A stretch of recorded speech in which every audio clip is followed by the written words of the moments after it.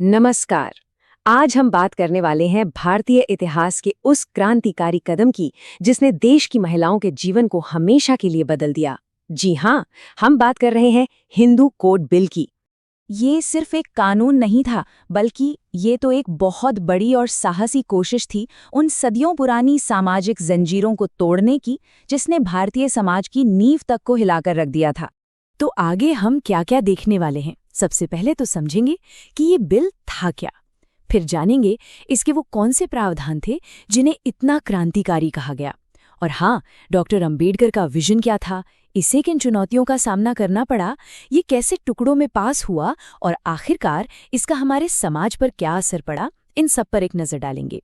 तो चलिए सबसे पहले यही समझते हैं कि आखिर ये हिंदू कोड बिल था क्या। मतलब इसमें ऐसा क्या था। देखिए, आसान शब्दों में कहें तो ये एक कोशिश थी हिंदुओं, सिखों, बौद्धों और जैनों के लिए जो शादी, तलाक, विरासत, गोद लेने इन सब से जुड़े कानून थे ना, वो बिखरे हुए थे और कई बार तो काफी भेदभाव वाले भी थे। तो इस बिल का मकसद था इन सभी कानूनों को एक साथ लाना, उनमें सुधार करना और उन्हें आज के समय के हिसाब से न्याय संगत बनाना। और इसका जो सबसे बड़ा मकसद था वो था महिलाओं को बराबरी का हक दिलाना। तो इस बिल का सफ़र शुरू होता है 1941 में, यानी आज़ादी से भी पहले। तब ब्रिटिश सरकार ने एक B.N. राव समिति बनाई थी। काम था हिंदू कानूनों को एक जगह लाना। फिर देश आज़ाद हुआ और तब भारत के पहले कानून मंत्री डॉक्टर भीमराव अंबेडकर ने इस काम को अपने हाथ में लिया। उन्होंने ही 1948 में इसका एक नया ड्राफ्ट तैयार करके संविधान सभा के सामने रखा।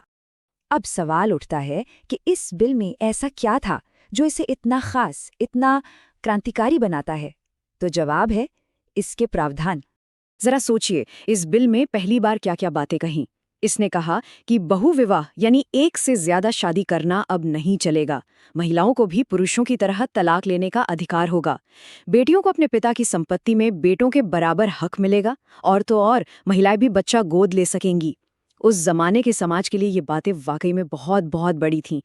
ये बदलाव कोई छोटा मोटा नहीं, बल्कि जमीन आसमान का फर्क लाने वाला था। सोचिए, एक तरफ जहां बेटियों को संपत्ति में कोई हक ही नहीं था, वहीं ये बिल उन्हें बेटों के बराबर खड़ा कर रहा था। जहां तलाक लेना लगभग नामुमकिन था, और अगर था भी तो सिर्फ पुरुषों के लिए, वहीं अब ये हक महिलाओं को भी दिया जा रहा था। ये बराबरी की तरफ उठाया गया एक, कह सकते हैं, एक ऐतिहासिक कदम था। और इस पूरे बड़े बदलाव के पीछे जो एक सबसे मजबूत आवाज थी, वो थी डॉक्टर B.R. अंबेडकर की। देखिए, डॉक्टर अंबेडकर सिर्फ इस बिल को बनाने वाले नहीं थे, वो इसकी आत्मा थे। उनका ये पक्का मानना था कि कोई भी देश, कोई भी समाज तब तक असल में तरक्की नहीं कर सकता जब तक वहां की महिलाओं को बराबरी का दर्जा न मिले। उनके लिए ये सिर्फ एक कानून का मसला नहीं था, बल्कि ये सामाजिक न्याय का एक मिशन था। और उनकी ये बात उनके विजन को एकदम साफ कर देती है। उनके लिए किसी भी समाज की तरक्की का पैमाना ये था कि वहां की महिलाओं ने कितनी तरक्की की है। हिंदू कोड बिल बस इसी सोच को हकीकत में बदलने का एक जरिया था।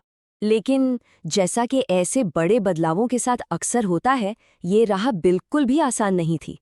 जैसे ही ये बिल संसद में आया, मानो पूरे देश में एक तूफान सा आ गया। जो लोग इसका विरोध कर रहे थे, उनके अपने तर्क थे। उनका कहना था कि भाई, ये तो हिंदू धर्म और हमारी संस्कृति पर सीधा हमला है।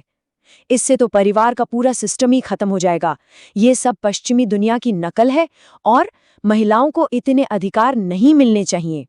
उन्हें डर था कि अगर महिलाओं को इतने हक मिल गए तो सदियों से जो सामाजिक ढांचा चला आ रहा है, वो पूरी तरह बिखर जाएगा। और हैरानी की बात तो ये है कि विरोध करने वालों में सिर्फ आम लोग नहीं थे। उस वक्त के राष्ट्रपति डॉक्टर राजेंद्र प्रसाद, सरदार पटेल, श्यामा प्रसाद मुखर्जी, मतलब कई बड़े बड़े और ताकतवर नेता तक इसके खिलाफ थे। संसद के अंदर भी और बाहर भी इस बिल का जबरदस्त विरोध हो रहा था। तो हुआ ये कि इतने जबरदस्त विरोध के चलते ये बिल अपने ओरिजिनल फॉर्म में पास ही नहीं हो पाया। और ये डॉक्टर अंबेडकर के लिए एक बहुत बड़ा झटका था। बिल पास न होने से वो इतने निराश हुए कि 1951 में उन्होंने कानून मंत्री के पद से इस्तीफा ही दे दिया। उनका ये कहना कि हिंदू कोड बिल की हत्या कर दी गई, उनकी गहरी पीड़ा को दिखाता है। उन्हें लगा कि जिस सामाजिक न्याय की लड़ाई वो लड़ रहे थे, उसे ही दरकिनार कर दिया गया है। लेकिन कहानी यहाँ खत्म नहीं होती। 1952 में चुनाव हुए और प्रधानमंत्री जवाहरलाल नेहरू की सरकार बहुत बड़े बहुमत के साथ वापस आई। अब इस ताकत के साथ उन्होंने फैसला किया कि इस अधूरे काम को पूरा करना है, लेकिन इस बार तरीका थोड़ा अलग था।